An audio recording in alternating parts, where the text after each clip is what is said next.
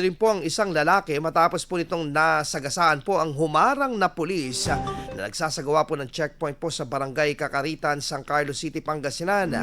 Kinilala ang suspek na isang 25 anyos na lalaki at residente po ng Calasiao. Sa panayam ng IFM News Dagupan sa San Carlos City Police Station, pinara ng awtoridad ang lalaki sa nalulan ng kanyang motorsiklo sa COMELEC checkpoint bandang 2:00 ng madaling araw.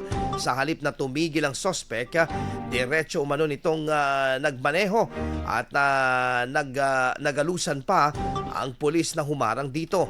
Naaresto rin kalaunan ng suspek sa kalapit na barangay na hinihinalang nakainom ng alak nang mangyari ang insidente.